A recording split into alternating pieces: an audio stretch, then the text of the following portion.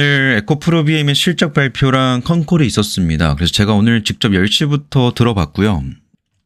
직접 듣고 기입을 하다 보니까 오류가 있을 수도 있습니다. 아니면 좀 잘 못 들어가지고 놓친 부분들도 있을 겁니다. 그래서 다른 분들이 공유하시는 내용들과 함께 섞어서 보시면 될 것 같습니다. 제가 2022년도부터 에코프로비엠의 실적 발표랑 컨콜을 챙겨봤었는데요. 개인적으로 느끼기에는 이번 컨콜이 가장 양질의 정보가 많았습니다. 그리고 뭔가 2024년도 매 분기마다 컨콜을 할 때는 뭔가 위축되어 있고 앞으로 잘해볼게요 라고 하지만 뭔가 좀 기가 죽어있는 모습이었다면 이번 분기 실적 발표에선 자신감이 좀 보였습니다. 그래서 회사의 컨콜 내용은 뒷부분에서 설명을 드리고 실적 발표의 자료만 좀 간단하게 보고 넘어가면 1분기 대비해서 매출액 증가한 거 보이실 거고요. 매출 원가가 같이 증가를 했지만 매출액 규모가 훨씬 더 커졌기 때문에 전체적인 영업이익이 좋았습니다. 근데 이번에 달성한 490억 원의 영업이익 중에서 405억 원이 인리에서 발생된 투자 관련 이익입니다. 지금 인도네시아에서 중간재를 만들어서 해당 매출을 에코프로 머티에서도 인식을 하고 있죠. 이거 관련된 투자 관련 이익입니다. 에코프로비엠이 투자를 한 돈들 중에서 미래에 이 정도의 규모의 이익을 실현할 것이다라는 것을 현재 가치로 땡겨서 반영한 거예요. 이와 관련된 컨콜에서의 Q&A 내용도 있었는데 그건 뒤에서 좀 설명을 드릴 거고요. 전반적으로 실적이 매우 많이 개선이 되었다. 에비타 기준으로도 이번 분기는 9.9%로 지난 작년 2분기보다 훨씬 더 좋고요. 직전 1분기보다도 훨씬 더 좋아진 영업이익 마진율을 보여주고 있습니다. 특히나 눈에 띄게 좋아진 걸 보면 ESS 쪽에서의 성장률이 100%가 나왔습니다. EV는 좀 방어를 한 느낌이고 PT와 ESS 쪽에서 아주 큰 폭의 매출 성장률이 나왔고요. 현재 EV 시장은 북미 시장에서 IRA나 OBBA 법안 나오게 되면서 불확실성이 가중되고 있는데 유럽 시장 쪽에서의 호조세가 나오고 있습니다. 그리고 앞으로는 유럽 보조금에 대한 재개 기대감들도 남아있는 거고요. 지금 사측에서 인식하고 있는 거는 북미에서의 불확실성들은 이제 끝났다라고 보는 것 같고 그 영향력들은 제한적일 거라고 보고 있고 유럽 쪽에서의 호조세로 인해서 수혜를 입고 있다 이렇게 보고 있습니다. ESS가 이렇게 크게 성장할 수 있었던 배경에는 데이터 센터랑 신재생 에너지 관련된 수요 증가에 따라서 물량 증가 추세가 나왔습니다. 실제로 최근에 제가 얼마 전에 영상으로도 공유드린 건데 중앙계약 시장에서의 계약도 보면 삼성의 SDI가 80% 정도 가져갔죠. 그쪽에서 나오는 수주 물량들이 대부분 다 에코프로비엠의 양극재를 포함시킵니다. 그래서 이 ESS 쪽에서의 수요 증가는 거의 삼성 SDI 향으로 발생됐을 거다라고 추정하는 게 옳을 것 같습니다. 그 외에 재무 현황이나 이런 내용들은 뒤에서 컨콜 내용들이 포함되어 있기 때문에 천천히 같이 살펴보는 걸로 하고요. 제가 실적 발표의 자료에서 유난히 좀 지켜볼 만하다 싶었던 게 이 KPX 부분이었습니다. 2분기에 377억 원밖에 반영이 안 됐어요. 이 KPX라는 게 뭐냐면 캐피털 익스펜디처리라고 해서 자본적 지출입니다. 그러니까 자본화가 가능한 지출, 그러니까 자산으로 계상을 할 수 있는 그런 지출을 말합니다.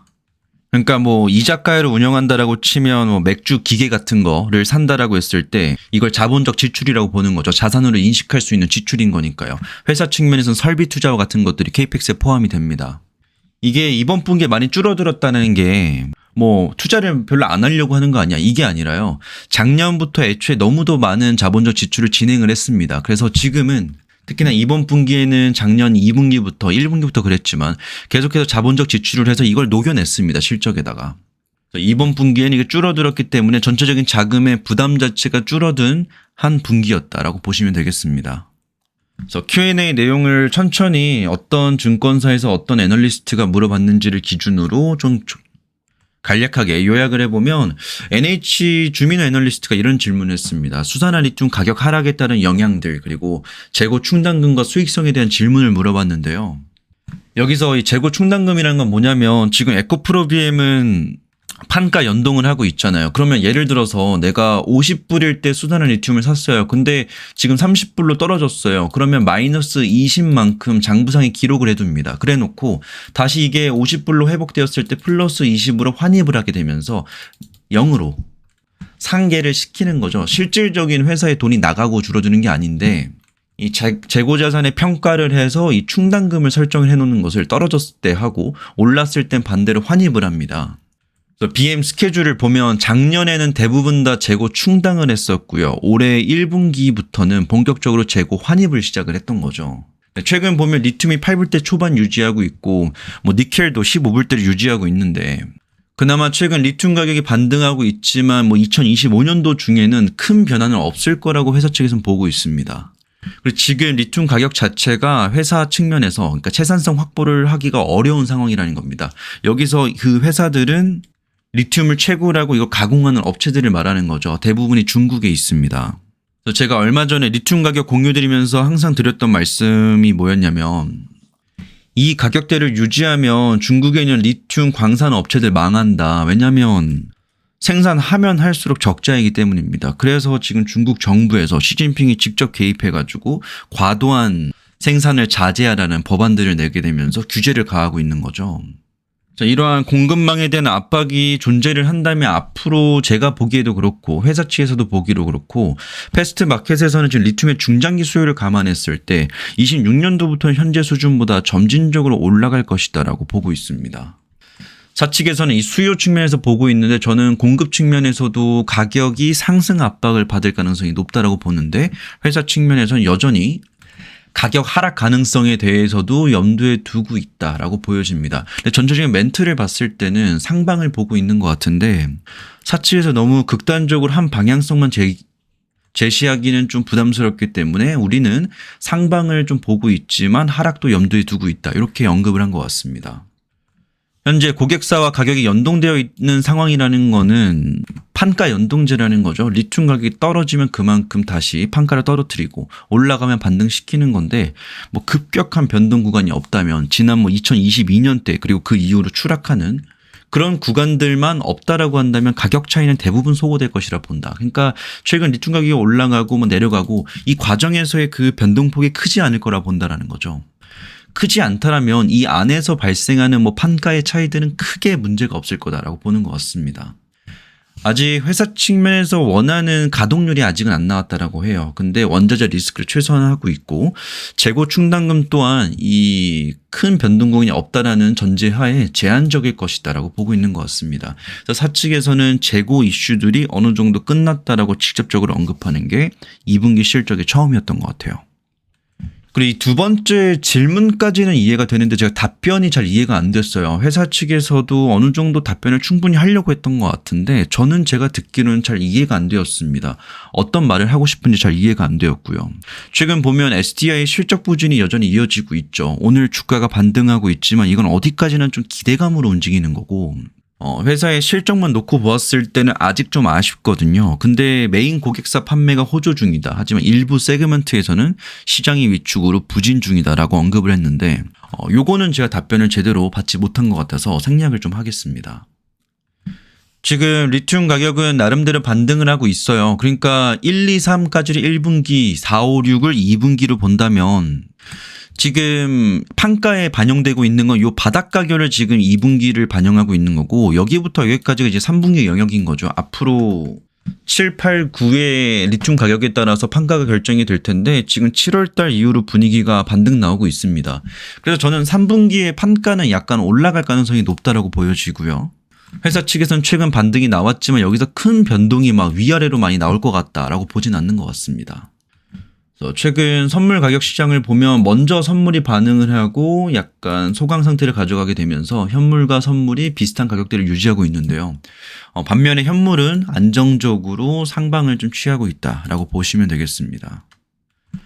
하반기 실적 전망에 대한 질문들이 있었습니다. 연간 가이던스에 대한 변화가 있었는데 일단 하반기 실적 전망은 2분기에서 판매 물량이 주요 고객사를 위주로 가동률이 개선되었다. 신차 효과가 있었던 건데 하반기에는 고객사의 신규 공사 SOP랑 유럽 쪽 보조금 재개로 인해서 긍정적으로 보고 있는 상황이다. 그래서 손익 측면에서는 가동률이 아직 올라오진 않았지만 그래서 고정비가 여전히 있지만 가동률 개선과 효율화로 인해서 좋은 수익성을 확보할 예정이다라고 밝혔습니다.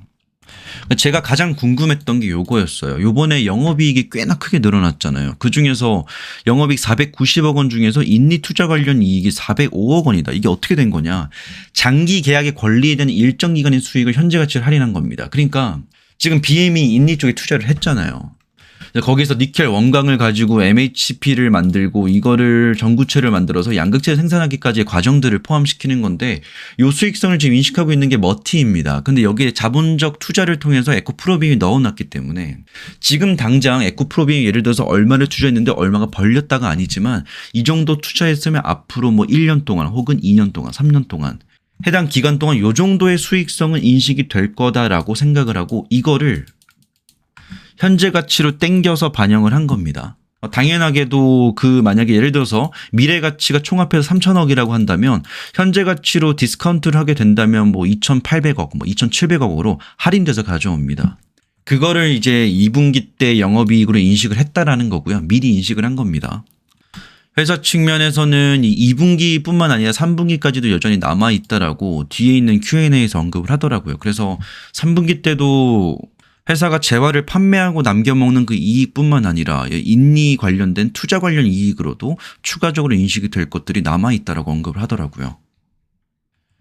그럼 하나 이용욱 씨가 질문하셨던 게 OBBA 법안에 대해서 어떤 식으로 생각을 하고 있느냐. 그리고 두 번째가 경쟁사들에서 ESS용 LFP랑 LMR 쪽으로 케미스트의 변화를 준비 중에 있는데 BM의 대응 방안 및 지금 현재 준비 중인 계획들이 무엇이 있는가를 물어봤는데 OBBA 관련돼서는 회사 측에서는 이제 불확실성이 끝났다고 보는 것 같습니다. 그래서 IRA 인센티브 내용 중에서 소비자 세액공제는 좀 없어지는 추세지만 9월 30일 끝나지만 AMPC는 2032년도까지 단계적 축소잖아요. 그래서 최근 저번 달 7월 14일 날 OBB 설명회를 열었다고 합니다. 그래서 여기서 김현장이랑 율촌에서 직접 와서 발표를 했다라고 하는데 이 MACR의 적용 범위에 대해서 지금 한국 측에서도 그렇고 미국 측에서도 되게 애매하게 생각하고 있다라고 합니다. 현재로서는 미국 재무부의 정확한 가이드라인이 나와야지 이걸 좀 협의가 될 것 같다라고 하는데 여기서 MACR이라는 거는 이 배터리 생산에 사용되는 양극재와 음극재와 같은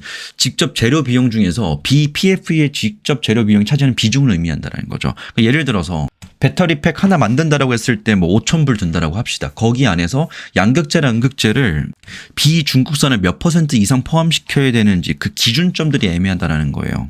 만약에 이게 50%라고 합시다. 그러면 한국산 50% 쓰고 나머지 50% 중국산 쓸 수 있는 거고 만약에 뭐 80% 써야 된다라고 해요. 그러면 한국산 80% 쓰고 중국산 20%밖에 못 쓰는 거예요. 보다 더 중국산 제품에 대해서 억압적으로 가는 게 이 비율이 높아진다라는 건데 이 MACR 기준 자체가 아직 정확하게 나온 게 없습니다. 그래서 재무부 측에서 몇 % 미만으로만 써라 혹은 몇 % 이상으로만 써라 이런 가이드라인이 나올 것이다라고 보고 있습니다. 그래서 사측에서의 답변은 이 OBB 법안에 대해서 크게 안 좋다라기보다는 오히려 좋게 해석을 하더라고요. 그러니까 미국 시장에서 이 비즈니스를 할 때 중국산 대비해서 경쟁력을 확보할 수가 있다. 그래서 오히려 긍정적인 영향을 준다라고 큰 틀에선 보더라고요. 단기간적으로는 이런 불확실성들이 존재했으나 이미 끝났고 이제 남아있는 거는 이제 중국산이 배제되는 환경에서 한국산이 훨씬 더 그런 가치를 부여받을 수 있는 기회가 되는 것이 OBB의 법안이다라고 보는 것 같습니다. 그러니까 경쟁사용 ESS 요즘은 뭐 LFP 많이 쓰죠. 그리고 LMR 쪽으로도 많이 가고 있는데 LMR 그 자체에 대해서는 성능과 가격 효율이 있다라고 보는데 에코프로빔 회사에서는 이미 유수의 고객사 파일럿 스케일 검증 완료되었고 고객사에서의 어떤 수주가 나왔을 때 이게 확보가 되었을 때 본격적인 양산을 계획하고 있다. 지금은 이 수주 계약만 노리고 있는 것 같습니다. 이것만 딱 되면 바로 양산할 수 있게끔 준비를 끝난 것 같고 품질 안정성이나 조기 양산 측면에서 타사 대비 훨씬 더 유리하다라고 강조를 하고 있습니다. 그리고 저는 이게 개인적으로 되게 중요한 질문이었다고 보는데 자본 조달 계획에 대해서 매 분기마다 나오는 것 같습니다. 왜냐하면 최근에 SDI랑 포피도 유상증자 완료를 했고 LNF는 지금 신주 인수권부 사채를 진행 중인데 계속 잘 안 되고 있죠. 전반적으로 2차 전지 업계가 다 자금 조달을 하고 있는데 에코프로비엠도 있냐? 이거 저번 분기에 나왔던 질문입니다. 근데 2분기 말 기준으로 해서 5천억 정도의 현금이 있고 금융기관에서 차입해온 거 2천억 더해가지고 도합 한 7천억 정도의 유동성을 보유하고 있다. 그리고 연간 2천억 정도의 EBITDA가 예상된다. 그러니까 이 말은 우리가 지금 현금 가지고 있는 건 대략 한 7천억 정도 쓸 수 있다. 그리고 2천억 정도는 매년 내가 벌어들일 수 있는 자금들이 있기 때문에 내부 현금 흐름이 좋아질 것 같다라고 먼저 어필을 했고요. 그 다음에 말했던 게 물론 앞으로 성장을 하고 고객사의 어떤 수요에 대해서 대응을 하려면 추가적인 자금도 필요하겠죠. 그래서 어떤 필요에 따라서 자금 조달을 해야 된다는 필요성을 인식하고 있다라고 했습니다. 그러니까 이걸 듣기 나름인데요. 뭐야, 자금 조달 해야 되는 거 아니야? 뭐 증자하는 거 아니야? 이렇게 생각할 수 있는데, 제가 듣기로는 회사가 이미 어느 정도 돈이 있지만 뭐 상황에 따라서 자금이 필요하다면 그럴 수도 있겠죠라고 언급을 했습니다. 그러니까 회사가 지금 지속 가능성은 이미 확증을 해줬는데, 여기서 만약에 우리가 확장으로 가려면 자금을 추가로 조달할 수 있겠다라는 언급을 하는 걸 보면, 앞으로 만약에 에코프로빙이 어떤 자금 조달을 하겠다라고 이야기를 한다는 것은 회사가 먹고 살기가, 그러니까 입에 풀칠하기가 어려워서가 아니라 당장 어떤 확장을 계획하고 있구나, 그 확장의 근거들이 어딘가에서 나오고 있구나라고 추론할 수 있고, 저는 오히려 좀 긍정적으로 볼 수 있는 시그널이 앞으로 어떤 자금 조달, 자본 조달 계획이 나왔을 때라고 봅니다. 뭐 낮은 가동률이나 뭐 이런 전략들, 원가 절감에 대해서는 뭐 늘 나오는 거지만 효율화 개선하겠다, 뭐 특별히 뭘 하겠다는 건 없었고요. 개선하겠다, 이런 식으로 언급을 했고요. 그 재고평가 환입 규모를 확인을 해봤는데 2분기에만 100억입니다. 되게 작은 거예요. 그러니까 아까 말씀드렸다시피 판가가 떨어질 때, 원자재 가격 떨어질 때 재고자산 평가 충당금으로 설정을 해놓고, 다시 이게 반등 나왔을 때 환입한다 그랬죠. 그래서 플러스 마이너스를 맞춰서 0원을 만들어주는 거예요. 근데 지금은 이게 환입되는 추이가 1분기 때도 있었는데 2분기 때는 100억밖에 안 했다라는 겁니다. 그러니까 이 환입의 규모 자체가 제한적이라는 거죠. 이 말은 지금 재고 떨이가 끝났고 그 떨이 효과도 끝났다라는 겁니다. 그래서 앞으로는 뭐 크게 재고 자산을 따로 설정하거나 충당을 설정하거나 환입할 규모가 제한적이다라는 거죠. 그러니까 재고 부담 이슈는 사라졌다라고 보면 되는 겁니다. 그리고 저도 이게 좀 이해가 안 됐는데, 이 보유 권리에 대한 현재 가치로 할인해서 인식한다는 것 자체가 뭐 이론적으로는 저도 뭐 공부를 해봤기 때문에 알고 있는데, 이게 어디까지나 미래 가치를 현재로 땡겨오는 거잖아요. 그럼 이 미래 가치를 어떻게 인식하냐 이거예요. 왜냐하면 최근에 2분기 기준이라면, 그러니까 3분기에는 리튬도 니켈도 반등이 나왔지만 2분기 아까 보여드린 것처럼 특히나 이 리튬 가격은 오히려 2분기 때는 하락한 추세였거든요. 이 3분기에 개선된 효과가 나왔던 거지. 그럼 이 메탈가 하락 반영을 한 것이라서 오히려 수익성이 그렇게 크지 않을 텐데 어떻게 크게 반영을 했냐라는 것인데요. 회사 측에서는 뭐 이거에 대해서 정확하게 저는 질문에 대한 답변이 해소가 안 되었는데, 2분기 투자 관련 이익은 3분기에도 인식될 것이다라고 얘기를 딱 잘랐습니다. 그래서 ESG 관련 매출이 추가적으로 인식된다면 앞으로 영업이익으로 3분기에도 이익으로 인식을 하게 될 가능성이 높다라는 거. 그러니까 연간 가이던스를 지난번에 1분기 때였나요? 10만 톤으로 이미 이야기를 했는데 지금 유지 중이냐 아니면 변화했냐라고 얘기를 했는데요.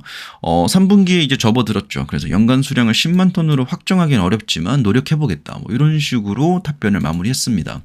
추가적으로 가장 궁금하실 만한 건데, 이전에도 코스피 이전 상장을 철회했던 이유가 실적 개선을 하고 나서 하겠다라는 거였죠. 계속 거래소에서 태클을 거니까 그냥 철회를 하고 다시 실적 개선한 다음에 신청하겠다고 밝혔는데, 이번에 뭐 직접적인 Q&A 내용상 나온 건 없었습니다. 근데 이미 예전에 그러한 계획들을 말했었고, 뭐 전달되는 찌라시들, 뭐 텔레그램발 아니면 카톡발로 이렇게 나오는 찌라시들, 그리고 컨콜 내용 외에도 따로 별도로 전화를 해서 자기가 주담을 통해서 들어봤다라는 분들 얘기 들어보면 2분기 실적 발표 이후에 재도전하겠다는 내용들이 좀 시사되고 있습니다. 하지만 이번 Q&A에서는 공식적인 내용은 나온 게 없다라는 거 정도만 아시면 될 것 같고요. 뭐 이제 2분기 실적 발표가 되었으니까 뭐 코스피 이전 상장에 대한 계획들 나와주면 너무 좋겠죠. 일단 오늘은 BM 컨콜 내용을 좀 정리를 해봤고요. 뭐 직접 듣고 적느라 뭐 중간중간 누락된 내용들도 있고 약간의 오류도 있을 수는 있습니다. 근데 큰 틀에선 대부분 내용이 맞을 거고요. 이번 실적이 매우 좋게 나왔는데 사실 이 좋게 나온 실적 중에서 가장 크게 반영된 게 이 인리 투자 관련 이익들입니다. 490억 원, 405억 원이 인식돼서 총 490억 원 달성한 거. 이게 가장 컸는데, 이 효과가 3분기에도 나올 것이고 지금 리튬 가격 이렇게 반등하고 있는 추세 자체가 크게 이탈하지 않고 이 정도만 유지해 준다면 판가도 올라가고 인리 효과 나오게 되면서 3분기 실적도 오히려 훨씬 더 좋을 수도 있겠다라는 생각이 들더라고요. 뭐 이거는 뭐 각자 생각하기 나름입니다. 일단 오늘 영상 여기까지고 BM 컨콜 내용을 좀 간략하게 좀 봐봤습니다.